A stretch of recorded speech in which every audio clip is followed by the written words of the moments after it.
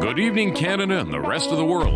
Live from Bauhaus Studios in beautiful downtown Port Credit, it's the Tom and Rick Show for Wednesday, October 28th. Tonight's guests, from the June Lawrence School of Dance, June Lawrence, inventor of the Toronto slang app, Jesse McCormick, author and filmmaker, Peter Rowe, musical guests, Bywater Call, and also tonight, we have Cooking with Karski. And now, ladies and gentlemen, here are your hosts, Tom Barlow and Rickford Van Dyke. Good afternoon, good evening, ladies and gentlemen, and welcome back to another edition of the Tom and Rick Show. We have a fantastic lineup for you this evening. Arts, dance, music, writers. Authors. I think I meant that in writers. Oh. Both. Anyway, Rick, you have played shows. It seems like you're playing more shows than anyone. Tell us about how that's working. Well, it's a bunch of damn right. I'm not going to sit around and do nothing. And if there's an opportunity to play, I'm going to play. We're not getting as much money as we did, and that's driven by capacity. Sure, yeah. But I'm not going to sit at home and go, ooh, COVID, ooh. I'm going to get out there and play, and you should go and see gigs because they're done safely. They are done safely. And people are going to them, and we need that. Yes. Well, I'm if it's done safely, obviously we should do that because at any point the province could say that's it, no more live music as they've done before. So it's good. It's good that you are doing it while you can do it. Now, will you give the people a heads up on what's happening? At the Shore this week? It is Thursday with the Thomas Barlow. They have a bunch of heaters out there. Bring a blanket. It's going to be a little chilly, but music warms us all. So Friday it's Kenny V. He's playing with Love Kenny. He's got a bunch of things that sounds like a whole band, but he's only one guy. It's great. Saturday is Mike Ferfolia and Jeff Egger. Is it Egger? Eager. Jeff Eager.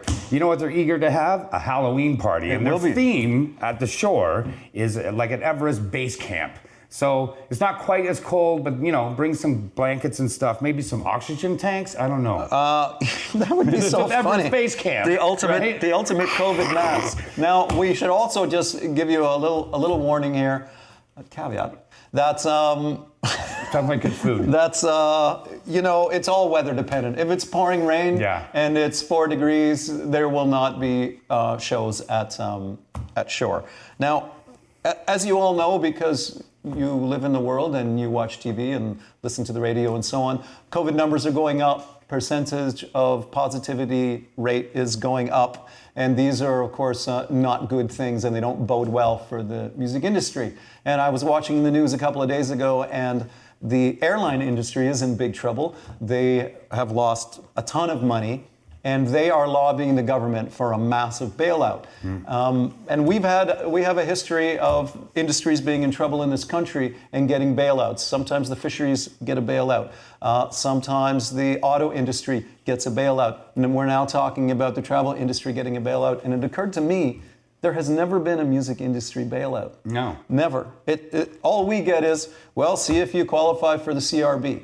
So we are a multi-billion-dollar industry. Mm-hmm. It seems outrageous to me that there's not a voice saying our industry deserves the same support from the federal government as any other industry. So we have some friends in the labor movement we've been speaking to about that, and we're hoping to have an update for you next week on how our industry, the techs, the roadies, the sound guys, the musicians, the promoters, the record companies can all sort of, and I'm saying indie record companies, can all get support like any other industry would. An omission from last week when we were discussing the fundraiser for Phil Narrow, which you can still support on the GoFundMe page. We'll put a link. Is we forgot to mention John Rogers was hosting the show, the Phil and John show, and somehow I forgot to say John Rogers. Sorry for that, John. And a final chance to apply for the Mississauga Arts Council microgrants. We talked about that last week. Go to mississaugaartscouncil.com and look up microgrants. If you're an artist who needs some money to finish a project, they're offering up to $2,000 in microgrants. We have a great show for you, and we will be right back. Welcome back, my friends. Rick, we're going to have a unique guest today. We've had authors, musicians, we've had all kinds of artists and chefs on the show. for the first time, we have an app creator. Nice. And his name is Jesse McCormick, and he has created something called the Toronto Slang Generator. And I know Jesse because he would come to Jam Night sometime at Yes. Short. He is a professional bass player. When the COVID hit, I call it the COVID now, I don't know why. When the COVID hit, he started streaming, much like we're doing. And correct me if I get any of this wrong, because Absolutely. it's a pretty crazy story. While Sure. streaming, I guess you're a computer savvy guy. Correct. And you have a friend, Mike Murray, who is also a very computer savvy. Yes. And you know, when we have our show on, we like to interact with the people watching, and we'll thumbs up or we'll this or that. Well, these guys created a bot, a little piece of code, or maybe a big piece of code that would respond. A very big piece of code that would respond. And while doing this, your automated responses, this bot also acted as a moderator. You became really interested in words and language and how people use language. And it got you into a linguistic rabbit hole. And you're studying people like Noam Chomsky, a famous linguist. Now, take us from that point, musician, can't work, so streaming, really interested in computers, creates a bot to moderate your live music stream, and suddenly you are now, 10,000 people have checked out your app now. I've read that you're being interviewed all over the place because you've created a Toronto slang generator. How did it happen? Well, like you said, March 15th, everyone's favorite day of 2020, I got the text messages in floods. No more gigs for the rest of the year, right? So I found Twitch. I started streaming about coding and music and video games as well. And that was all, again, because you're stuck at home, but you still wanted to get out there and connect with your audience. And so while it's all live, it's hot, you're live on the air, it's hard to go back and forth between the instrument or the computer and the people, and you still want that engagement with them. So it's like, okay, so I'll start learning how to build these bots, right? These chat bots. And for a long time, I was a huge computer nerd, and a huge, book nerd. I'm just going to stop here 1 second. For people like ourselves who are not super tech savvy, what is a bot? So a bot, a chat bot, essentially, while I have it live, it's acting as myself, but virtually, right? So it's whenever you send a message, it will send something back, depending on what you sent. It's kind of like if you've ever had to go for technical support for any company nowadays, you think you're talking to a person, but 9 times out of 10 you're not, right? And you know, like, right off the bat. It's the exact same situation. And I did it, of course, because I wanted to still engage while not having to be fully attentive to the chat, as disingenuous as that sounds. I feel we're so dated because we're just on there. Yeah. Well, does the bot go, thumbs up and smiley face? I guess it does. That's the thing. That's what it does, right? It's it's just it's a different way. I would never say people have to do it or people don't have to do it. It was for me. It was largely for the fun of it as well, because again, huge nerd, and it's a challenge, right? It's like when you're studying a new a new song, or you're studying a new concept in anything, right?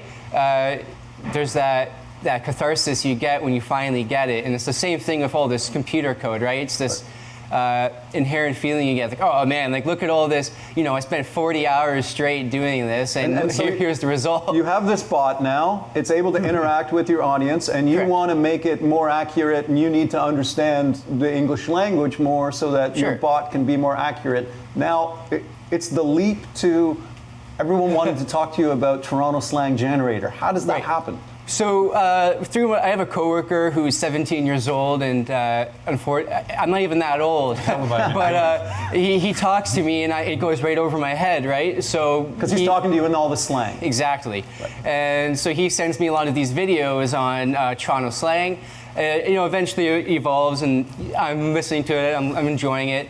I think it's funny or whatever. And you start looking into Toronto as a culture, and you realize how much of a tossed salad it is. There's so many different cultures in there, and how much of the language it is. The Toronto slang is a perfect representation of that salad, right? That tossed salad. And so, of course, being interested in the linguistics aspect, I was like, okay, now I got to go and research. I got to all these Toronto content creators and listen to them speak. I got to break down their sentences. I had like a whiteboard going, right, of just breaking down these things, and it was way more than I needed to do, I guess. But it was funny for people like, for example, my 17-year-old coworker and some of my other coworkers who were really enjoying it. And then my friend Mike Murray as well, he thought it was funny, and he actually had built the website as well for something similar. As I mentioned, he built a chatbot, a quote generator, based around a friend of his who's very quotable, and all his does technically is take all his quotes, this guy's quotes, and just outputs it, right? Just sends it out there. But I broke it down further by saying, okay, so this word goes here, this word goes here, this word goes there, based on predetermined sentence structures. You're like it's a degree in computer studies and a degree in linguistics that you're doing here at home during the COVID. I think it's fascinating. Now, what is the Drake connection? Because every time I read about your slang generator, there's a reference back to Drake. How does it connect back to him? So I'm not a huge into rap music or anything, unfortunately. But Drake is probably the most well-known for Toronto slang. He is really big on, I think he created the word sixth, so the 6IX, right? And he uses Toronto slang in all his rap songs, and it was just a funny reference, like, oh, hey, like I'll just include Drake somewhere. I thought it was humorous, but he is, well known for this Six, and I think one of his albums was called The Six, or Views from the Six or something. And so just like, yeah, I'll just throw a picture of Drake. And you have the 17-year-old coworker who's dropping this slang on you. You're like, I don't even know what you're talking about, man. What would be an example of that, where he would say something and you just look at him going, I have no idea?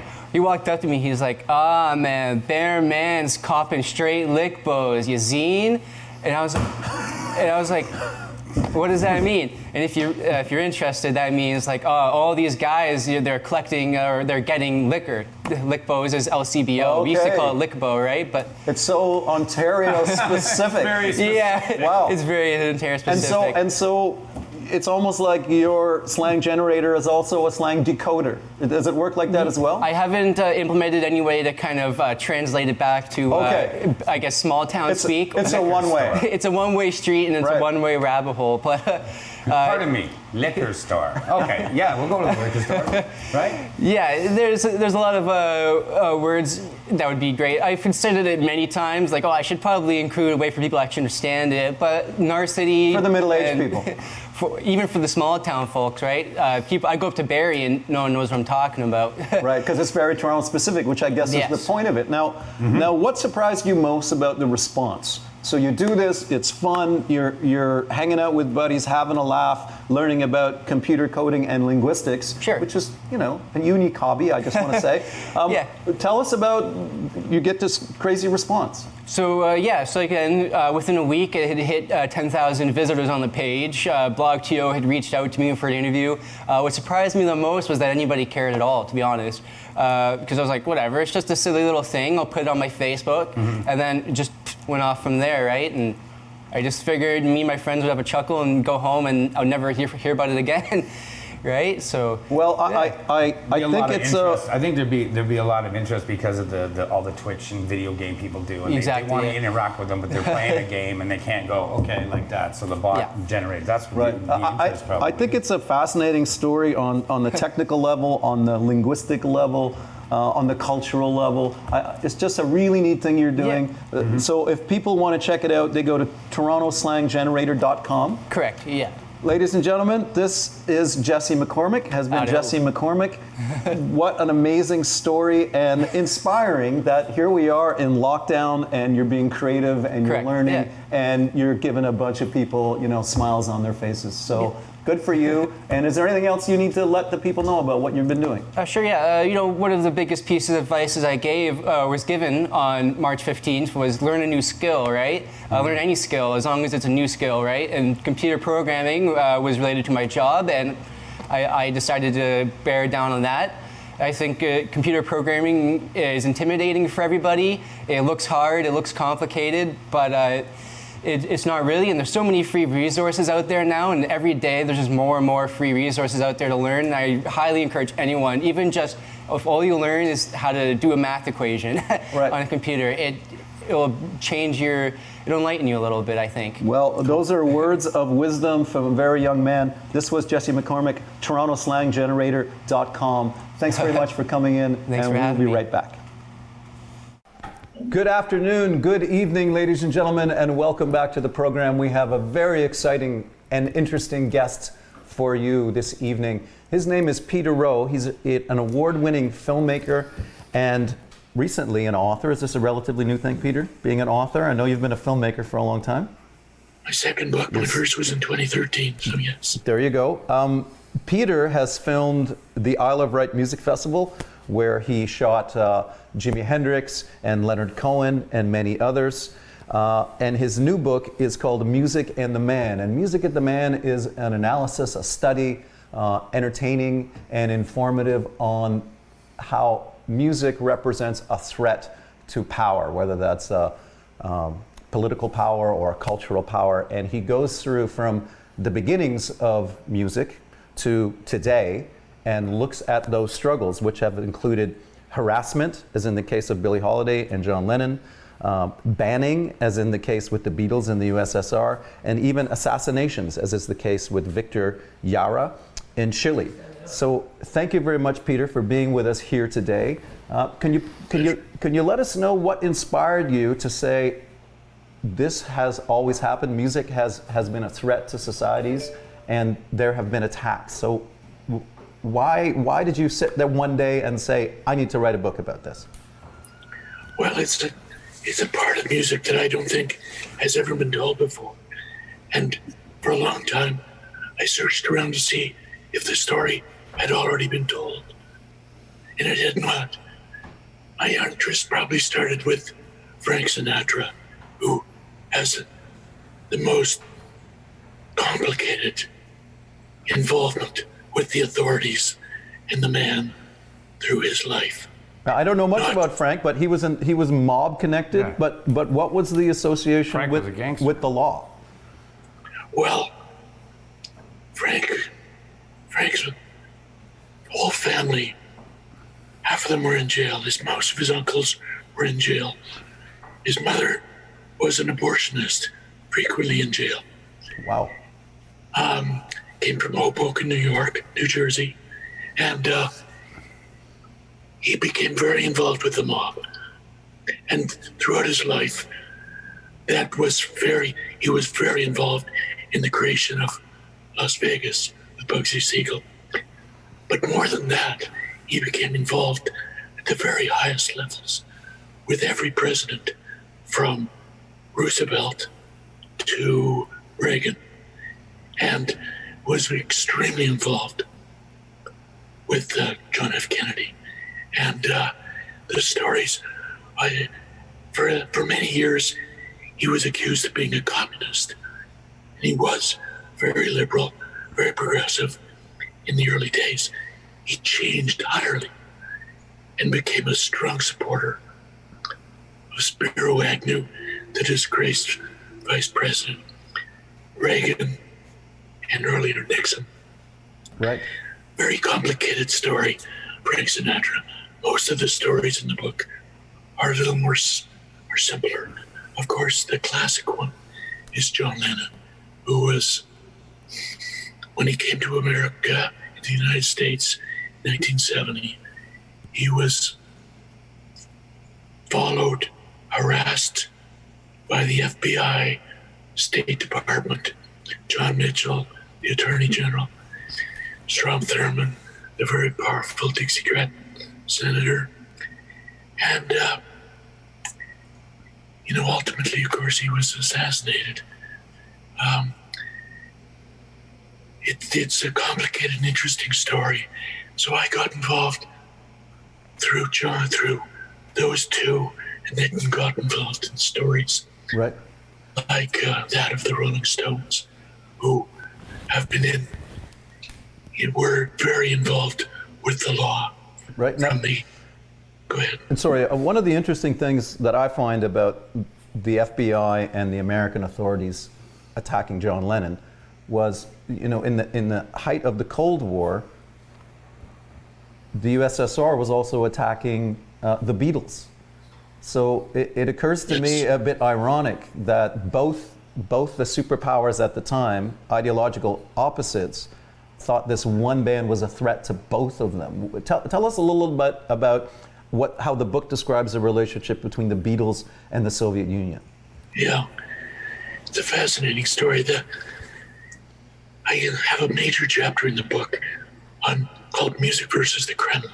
It starts back with Stalin and the classical composer Shostakovich, who had a very complicated and dangerous relationship with the Russian authorities that almost ended him in the Gulag.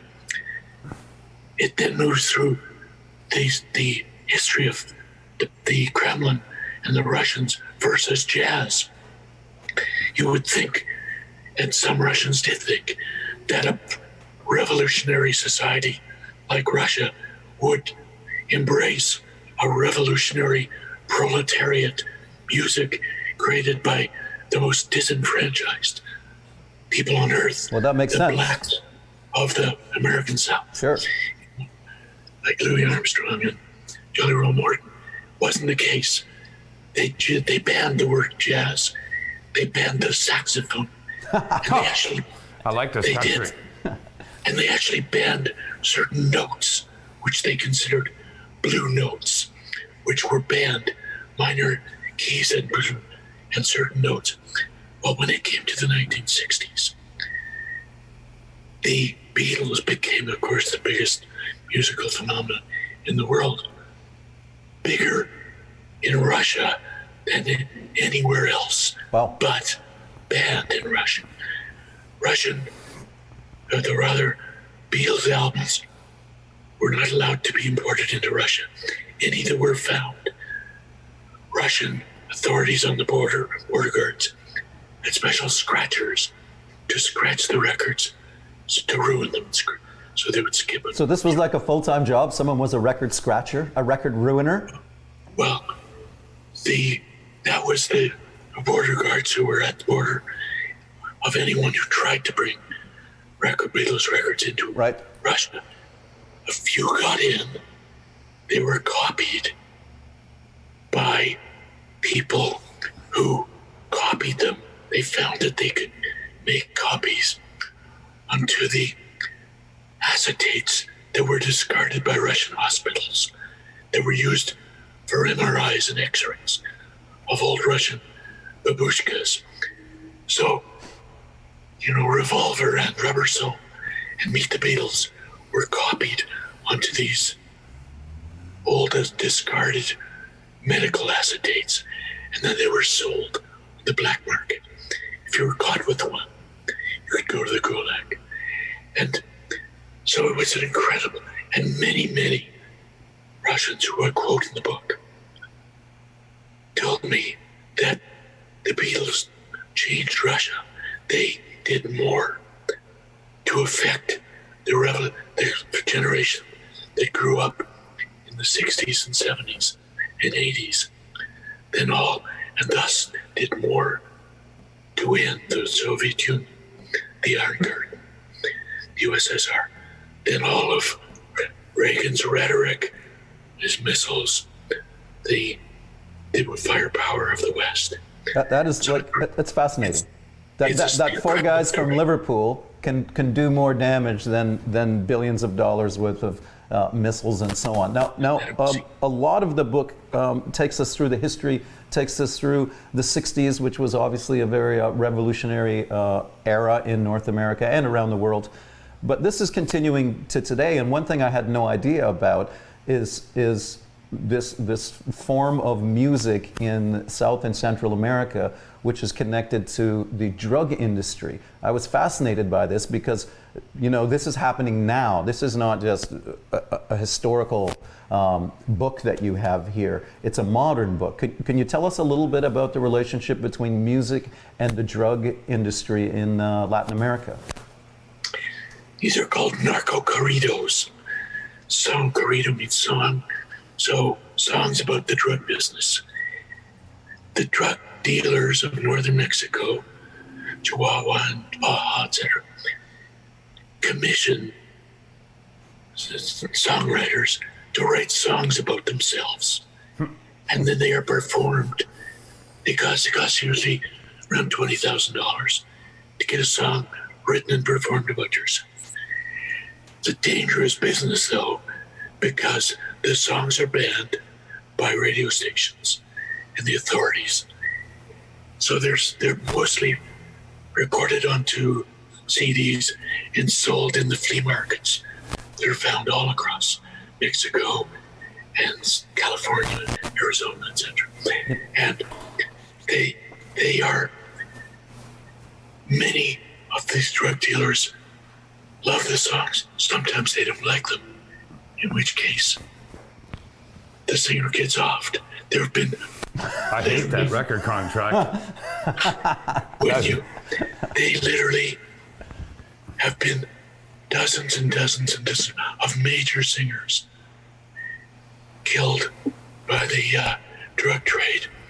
Others, though, who've gone on to become very rich singers because of their songs about the drug business. I think that's fascinating. No, can you imagine you had that record? I don't want here's that 20 record grand. contract. If I don't like it, sorry about your luck. All right. Now, there's a lot of talking, a lot of thinking about America these days with the election coming up, with Trump and so on. And you make a very interesting observation in the book where you say the single largest investment by the American federal government in music is in military marching bands. That's where they think they should invest. If they're going to make a music investment, they're putting it there. Tell us a little bit about that and that whole industry. It's slightly bigger than that. The single biggest investment that the United States makes in the arts. In the arts period. In the arts period is the 150 or so military marching bands that they support, with about $300 million a year, something like that. So it's bigger than the National Endowment for the Arts. You know, music, I begin the book starting with the very beginnings of music. Why do we sing? How did music originate? It originated with two strains. What was female music, which was music about love, sex.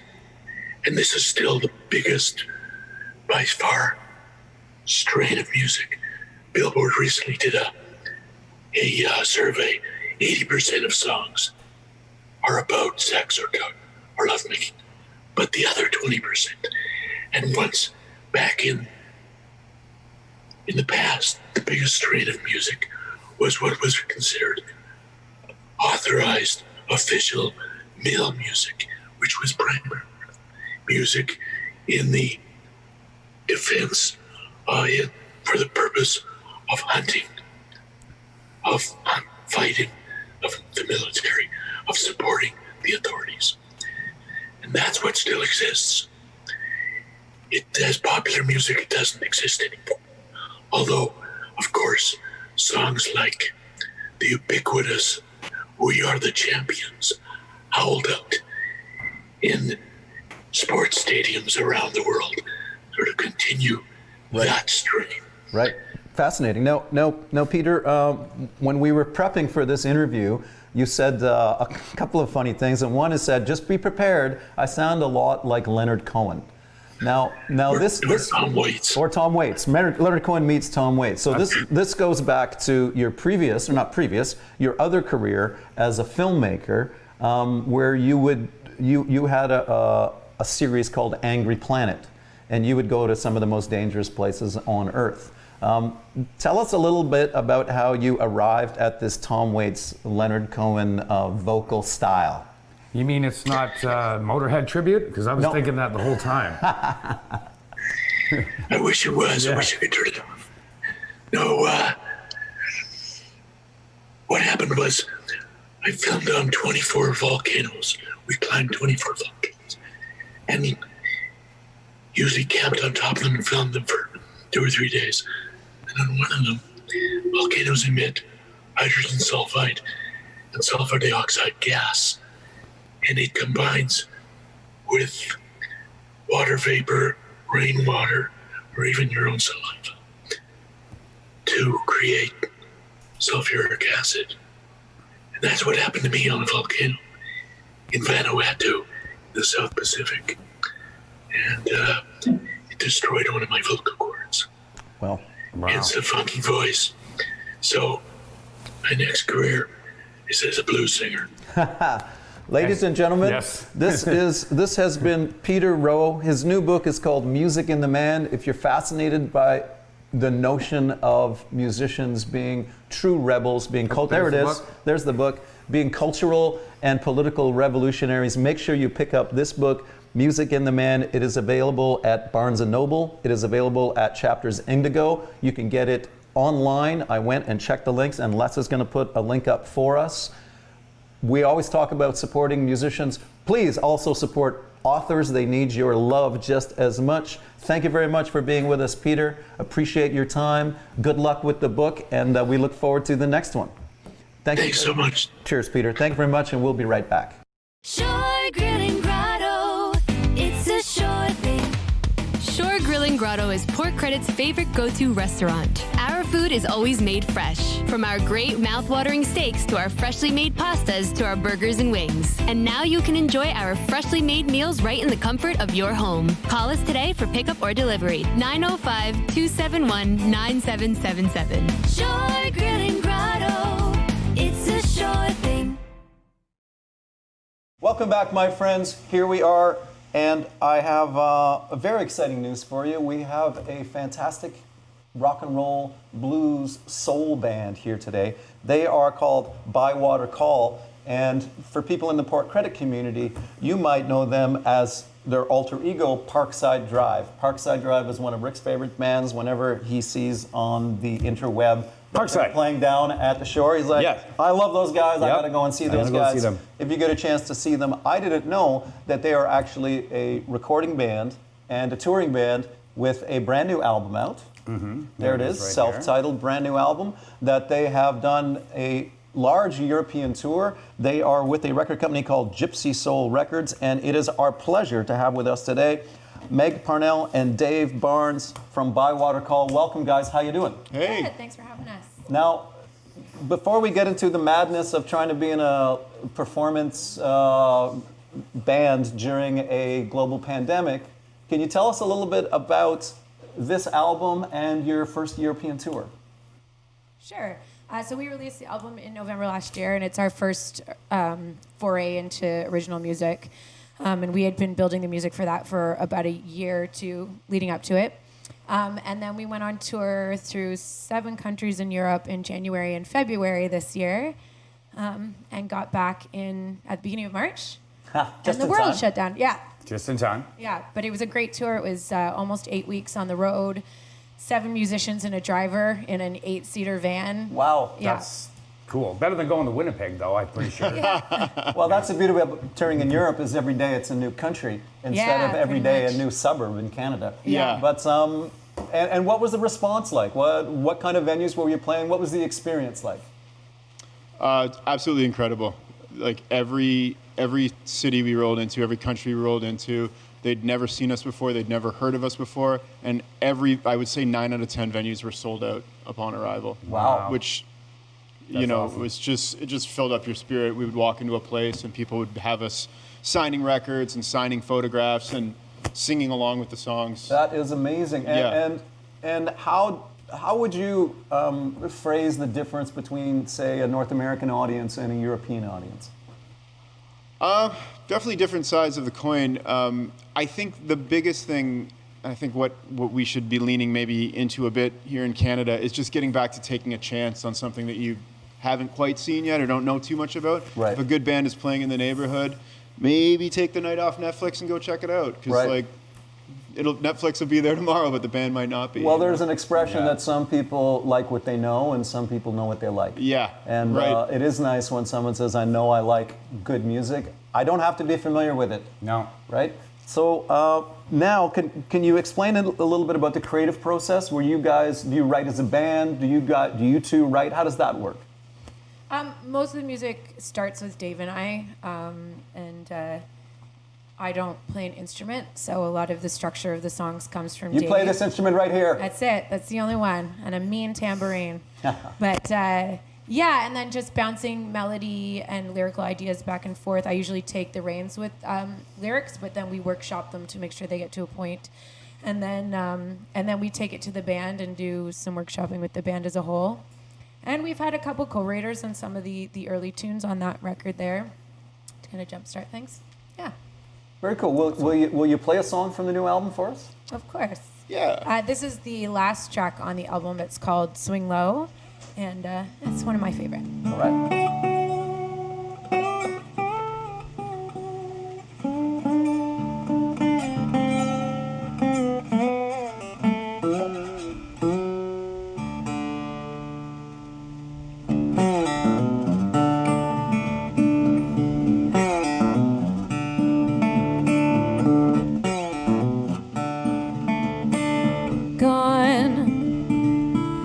Gone from me, playing with ghosts of the past. I love them too fast, watch them walk free. Gone, bruised and branded. Love took a toll, I took a fall. There you were when I landed. It's been a while since this wasted heart had a reason to smile. Swing low, love, shine your light on me. Swing low, promise you'll always be. Swing low, when I was brought to my knees, you prayed a sweet serenade.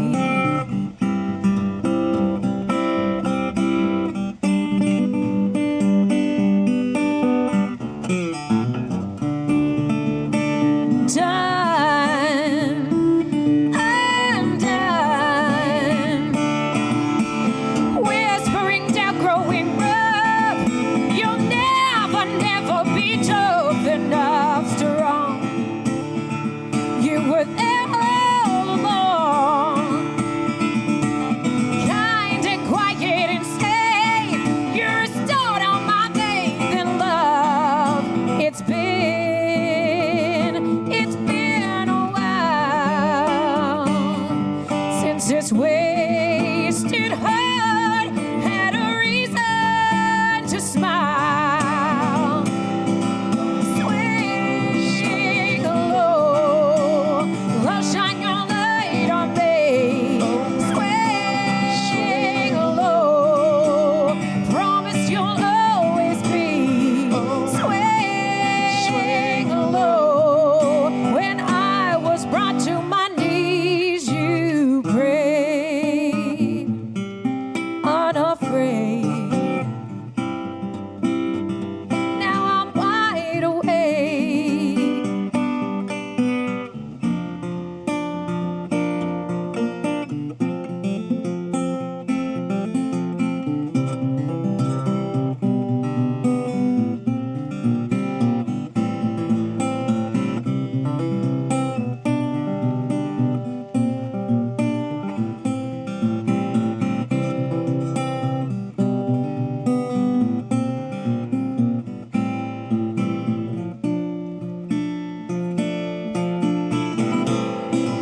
Swing low, love, shine your light on me. Oh no, swing low, said you'd always be. Oh love, swing low, when I was brought to my knees, you prayed.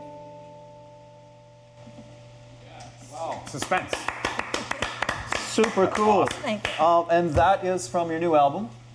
And That's tell us right. a little bit about that song. I mean, I listened to a bunch of your stuff online. It was very rootsy, soulful, R&B-ish. And this, you know, there's a blues-influenced guitar, but it almost sounds like it could be like a singer-songwriter, almost Carole King kind of song. Yeah. How did that happen? Swing Low came out of, I guess we were just trying to mess around with sort of like more open tunings and get like sort of that rootsy, sort of Indian Delta thing going. And then it was that was kind of the sound of it, and then lyrically we based the tune off of this one lyric I had written earlier, which was "This wasted heart has a reason to smile," and just kind of wrote around that idea. And the tune starts acoustically and just builds like with the big 8-piece band or 7-piece band.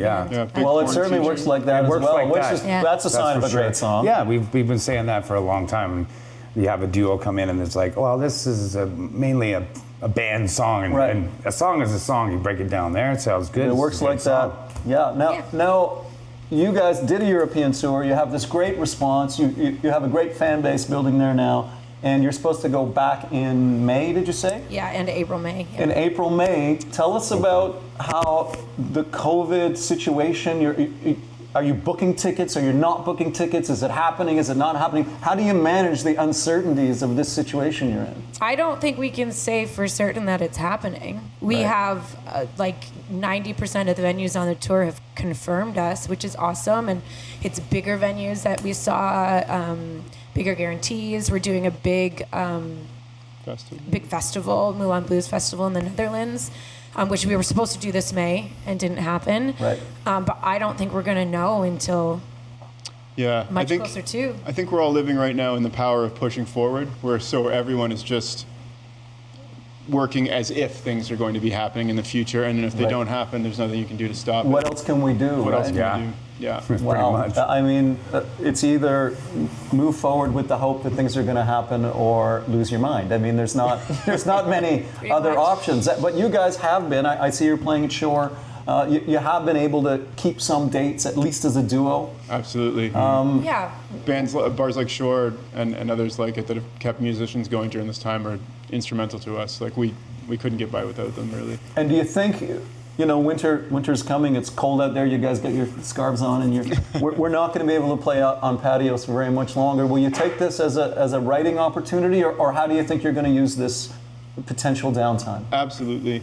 Yeah. Well, we're already writing. We just went into the studio and did a couple like full demos for a couple of our new tunes, and we have a bunch of bits and pieces. So yeah, I mean, hopefully we'll take a bunch of that time to develop our Right. ideas and work towards an album for next year, and kind of just coming up with a new strategy for the band, Right. You know, and trying to use the time wisely.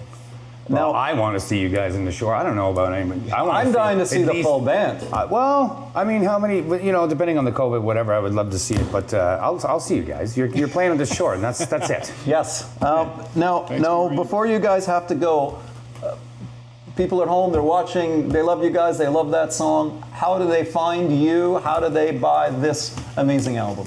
This is vinyl, by the way, people. That's what that is. Still Just exists. so you know, this big thing. We're on all major streaming platforms. If you want to stream, you can purchase it off of Apple Music.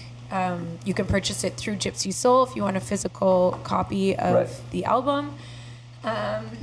And we're on all social media platforms if you wanted to reach And out what's to us your website? directly. Yeah. Bywatercall.com. And then our Instagram and Facebook is just Bywatercall.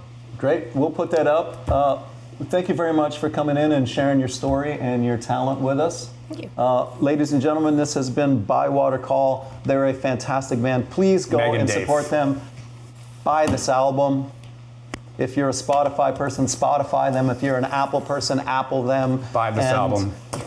And even as an art piece, what a great cover. Ladies and gentlemen, we will be right back. Welcome back, ladies and gentlemen, to the Tom and Rick Show. As you know, we are a program focused on the arts, and one of the arts that has not been represented is dance. So, I like that movie. I This don't know. should be in the Headstones Act. Yeah. Yes. So we have with us today June Lawrence. I was introduced to June by Les Weller, one of our producers here, because his daughter Delaney takes dance instruction and has for quite some time. And Les was saying, you know, this dance studio is doing absolutely everything they can to make a safe environment, with mask wearing, with social distancing, with temperature checks, with unbelievable washing of everything all the time. They are doing everything they can, and they, once again, when we got into this phase 2, roll back to phase 2, they were forced to close. Do I have that sort of recap? That's right? correct, yes. Welcome, June Lawrence from the June Lawrence School of Dance. And first of all, thanks for coming in. Thank you for having me. And tell us a little bit about what it's like. It's March, you're shut down. Then we get to reopen, and you put in all these protocols, and you form a community of dance studio owners to try to come up with some ground rules of safety protocols, and then you sort of get shut down again. So what's this process been like for you?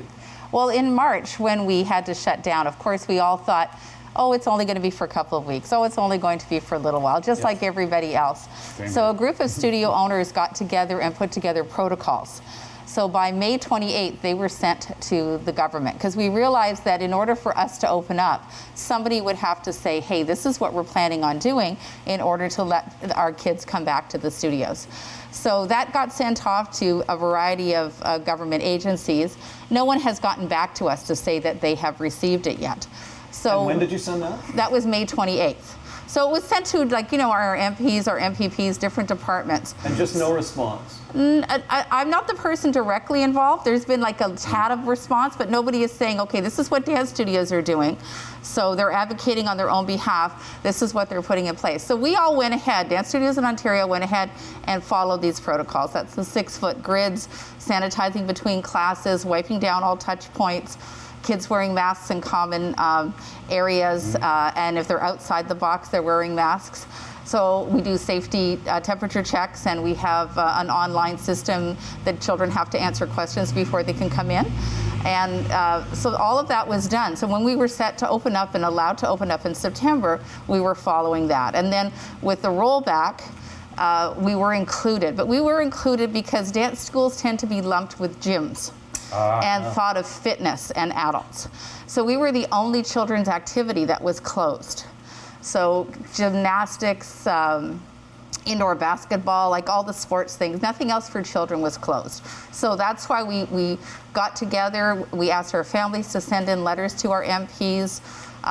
We have a very strong group of leaders at Dance Safe Ontario, and they have spoken before Parliament, and they just kept fighting the fight, and we were heard. We sent a petition around. We had 25,000 signatures on the petition. So within 1 week, that was turned around, and we were recognized as a children's activity. So our goal to continue is to be recognized as an educational component, not the fitness component. Because our goals going forward is to take a look at HST and have that removed, because music lessons don't charge HST for children's classes, but dance does. And we're very much an educational program. Right. Now, you know, speaking with Delaney, I said, what do you miss? What is not in your life because you're not able to go to dance? What are you finding the psychological impacts of students who take your classes? What is the psychological impact on them of having dance taken away? We're definitely a family. It's every child's second home. So they come, they talk to their teachers, they tell them how their week's going, if it's going great, if it's not going great. They see their friends. A lot of them have more friends at dance than they do in their regular school life, because they come in from different areas of the neighborhood. So I think our hearts, even the teachers, our hearts are not full.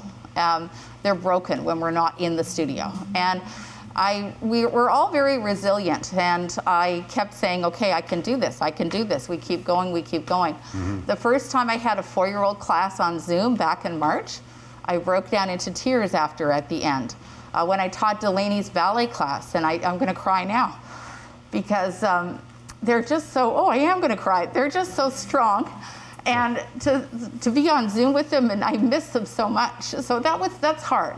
Right. So if I feel this way, I can only imagine how the children feel. Well, you know, you're doing something very beautiful for these children, and obviously they're missing it. And the part I find confusing, now I'm not a scientist, I don't understand the science, but what I find confusing is somehow it's okay to put 30 kids in a classroom. They're obviously not 6 feet apart if there's 30 kids in a classroom. But you've got the temperature checks, the 6 feet, the mask wearing, and all of that, and somehow that is not acceptable. It seems, you know, something doesn't line up. What about the basketball? Like, people can still play basketball? They can't play games. You can train, but you can't. Okay. Like you can train hockey, but you can't have a hockey game. You can train soccer, but you can't have a soccer game. Right. Now you can train dance, but you can't do a performance. Right. Right? And I should mention that because of our space, every dance studio is a different size, but with ours, we've had to cut our class sizes down more than half in order to be able to accommodate the 6 foot. And you know, you were saying that you preferred to keep your mask on today because you have people in your life who are immunocompromised. You strike me as a person who is not being frivolous, who is not saying I don't believe it, who is not blowing off the COVID protocols. You're respecting the COVID protocols. You're doing everything to keep yourself and the children that come to you safe. It seems to me that you know, the province politically should see you as an asset and should not be, you know, lumping you in with gyms and things where you just don't belong to be lumped in. Yes, and I think they've recognized that over the last 2 weeks. Our petition really helped to define us as not being that. So we will continue the work to be recognized as an educational institution. Yeah, we will absolutely continue that work. And I think the government doesn't realize this. It's all about education. So now that they know, and somebody has heard us, that we are a part of education, our cohorts, the kids are the same kids that come in every single week. And that was one of the things that they recognized. They said that because they are pre-registered and they're coming in week after week, whereas in a gym, you could have somebody coming in 1 week and a different person the next day. Different. Sure. But the children are staying in, our dance classes are the same kids every single week. You don't have thousands of randoms coming in and out. We of have the no place. randoms. No. Right. So that's contact. Right? That's the contact right there. Yeah, and you have everyone's address. As Rick was saying, you can contact trace. Well, June, what is the vision now going forward for you and dance studio owners? We hope to survive because most of us are at 50%. We've had 50% of our clientele and some less than that. There have been dance studios that have had to close down because they can't afford to continue operating. And are you getting any, I know the restaurants are getting some rent support, they're getting some government support. Are you getting any dance of those studios supports? are, yes. Yeah, there are programs available. Not every landlord opted for the rent relief. Right. So some of us are not accepting that, but the government's about to roll out a new program where the tenant themselves can apply for rent relief. So it's up to us and the money comes directly to the tenant. Good. So that's rolling out in the next little while. Good. Great. So, yes. So my goal is, you know, we make it through. There's always a silver lining. And for this, it's made everybody, it's made me slow down. Think about what is valuable. What exactly are we teaching? I think we had a very strong dance community. I know we had a very strong dance community because when we had to close down in March, the support that my dance families gave to me and continued to stay with us on Zoom was tremendous. It was outstanding. We were overwhelmed by it. So we have such a strong connection, but we're even making that stronger now with the kids because we're slowing down. We can't go out and do competitions and shows like we used to. So we're focusing inward and teaching them even more life skills. Because it's not just about the pliés and the tendus. It's about being kind people, growing the next generation of strong citizens. Well, I think that's a beautiful sentiment and a great place to end the segment. June, how can people find out about you and your dance studio? Do you have a website? I do. And it's JuneLawrenceSchoolOfDance.com. Okay, JuneLawrenceSchoolOfDance.com. We'll put that on the screen so people can find you. And thank you very much for coming in and sharing your story. And good luck in the future. I hope it works out for you. I really do. Thank you. Thank you for having me. Thanks very much for what you do in the community as well. Thank you. Ladies and gentlemen, that has been June Lawrence of the June Lawrence School of Dance, and we will be right back.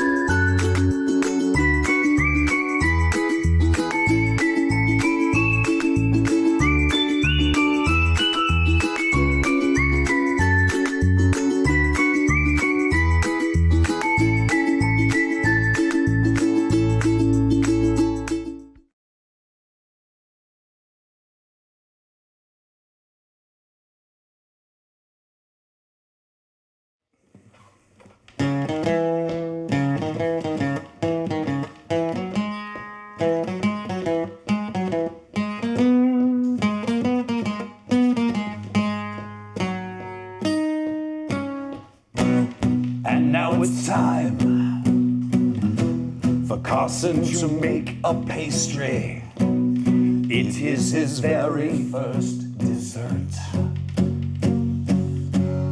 Oh, hands, baking clans, licking lard, feeding me, feeding you. Oh, sweet cherry pie.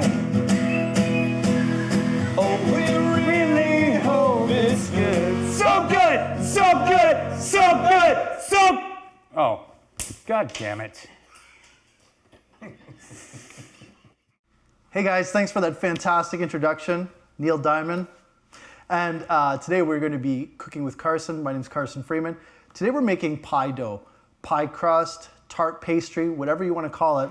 I'm going to show you a simple way to make it, and it's going to use this handy kitchen gadget that helped me make the perfect pie crust, a kitchen scale. When we're baking, people often say baking is a science. And if you want to be scientific about it, the best way you can get those ingredients right is to measure them and to weigh them. And today we're starting with 350 grams of flour. I measured it out before putting it into the food processor, and I have 2 sticks of butter. In Canada, when we buy butter, we often buy it in a brick, and it would be 2 sticks would be half of that. So basically a quarter of that brick would be a stick. And if you really have a hard time with cutting and fractioning that out, once again, you can use your scale, divide by 4, or a lot of grocery stores will carry individual sticks of butter. The key to the butter is freezing it. So what I do is I cut it into little pats and then I freeze it in the freezer. This butter here is solid, it's rock hard, and it's gonna make the pastry flaky, and that's what we want when we're making a nice, beautiful pie crust. So with no further ado, I'm just gonna add it in here around the flour. Now, this recipe calls for a teaspoon of salt. This is salted butter, so I'm not going to add any salt. So if you're using unsalted butter, you can do that. Just add 1 teaspoon of salt. But remember, these recipes are often for home cooks, and most of us carry salted butter in our house. I'm also going to be doing a cherry filling. I have some beautiful sour cherries. And the trickiest part of this recipe is really going to be finding those sour cherries, okay? So I found these in the summer. They've been frozen in my freezer. I'm just going to put them in a bowl here, and I'm going to add just a little bit of flour, a little bit less than a teaspoon. I'm going to sprinkle that around. A lot of people will use cornstarch, but I find that makes it kind of a gummy flavor. And I'm going to add a heaping teaspoon of sugar, and I'm going to do this, just shake these up, and I'll just let this sit here, and some of the liquid in this cherry is just going to kind of absorb, and some of it's going to be drained out so that when I make the pie filling, it's not too soggy. Okay, moving over here to our pie crust. With no further ado, I'm going to be putting the lid on my food processor. I'm just going to blitz it for a little bit, and then I'm going to slowly add in ice water. I have some ice cubes and cold water here, and that's going to keep the butter nice and cold, and it's going to add those little beautiful texture to my pie crust.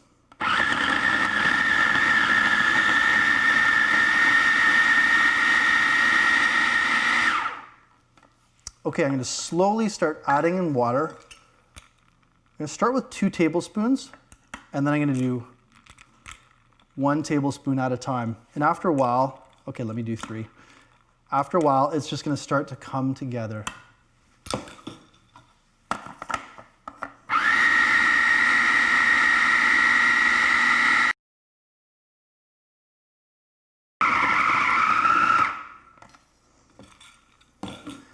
Okay, as you can see, this dough has formed.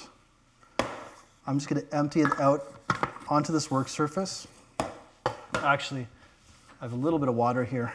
I don't want to add any moisture to the dough, so let's clean this up. Move my food processor out of the way.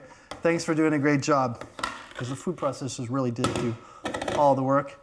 Remove these sharp blades. And what I'm going to do is I'm going to form this into 2 dough balls. I'm just going to let them rest in the fridge with some plastic wrap. You can even put a bowl over it or something if you're going to be using it soon, or into some Tupperware. This is a dough that's not going to expand. There's no yeast in it. And what I'll often do, here's a little trick. If you're going to be rolling it out for a pie, when you form it, you can form it into a shape that's going to be a little bit easier to roll with your rolling pin. So I'm going to put it in the fridge. I'll come back and I'll show you a really easy, simple way to make a nice pie. Hey guys, the pie crust, I took it out of the fridge. It's rested for a bit and I started to roll it out. I'm going to show you a technique that I used to teach kids when I taught a culinary class at a private school in Mississauga. These kids all were a little bit nervous about making their own pies, but I showed them a really cool technique that you can try at home. It's a simple way. We're just going to do like a turnover. We're basically going to make, we called them moon pies because the kids thought they looked like a half moon. That's what we're going to do today. So I'm just rolling it out. Once you're making your pasta, or your pasta is the same way actually. When you're rolling out your dough, whether it's a pie crust or a pasta, you want to get a thickness of your own liking. Now, most people with pasta, they want it really thin and they want it a certain way. But with pastry, there's some people that prefer it thin, some people prefer it thick. And of course, a pastry chef is going to do a pastry based on the type of dessert they're making. I'm going to roll it on this Silpat liner because this is where it's going to be cooked in the oven. And it's fine if the shape is a little bit off because we're going to cut it into the shape we want.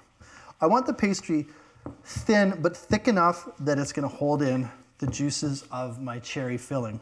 So what I'm going to do is I'm just going to kind of fold it over to make sure that it's not stuck to the Silpat. So this is going to fold just about there. Yeah. It's okay if the dough breaks up a little bit. I'm going to put the cherries in the middle. Let me do it so you can see it here. These are beautiful. I just love sour cherries. They're really hard to find. Most of the time in Canada, you can find them at the farmers markets. But this year with the pandemic, we weren't seeing many at farmers markets. Most farmers markets weren't open. They weren't carrying them, okay?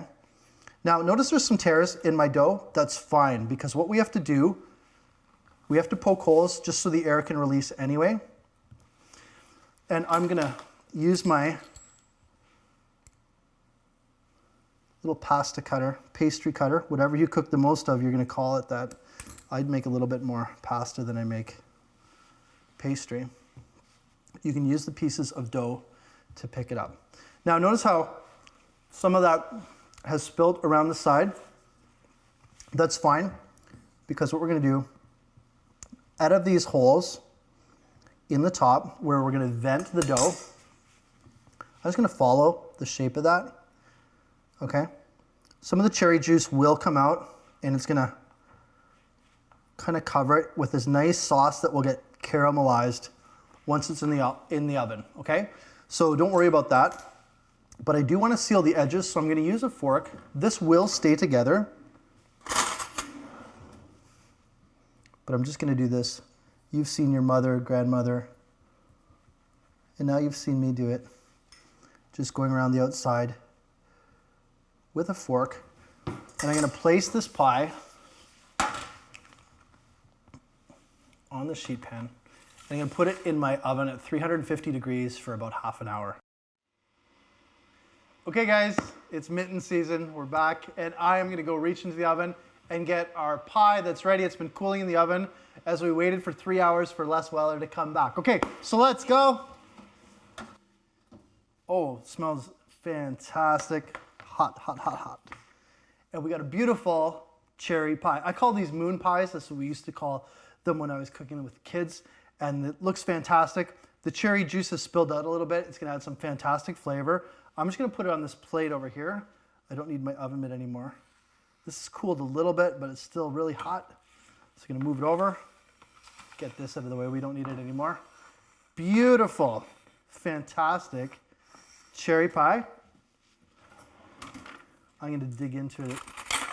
As I mentioned, a little bit hot, but it's cooled enough that I can eat it. This looks fantastic.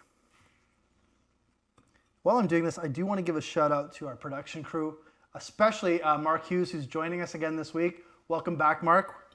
We missed you. It's great to have you. And you guys can try this at home. It's super delicious. You are going to love it.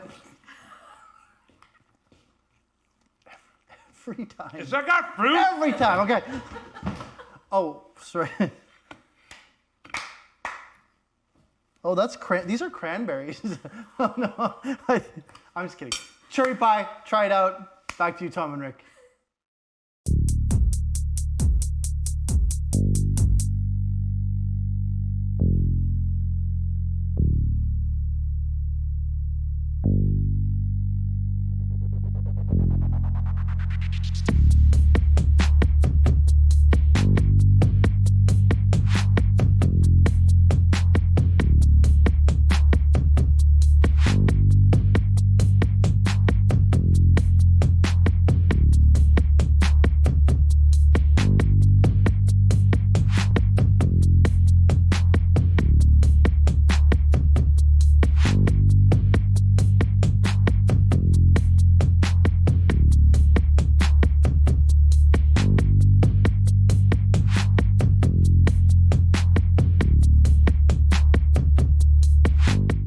less.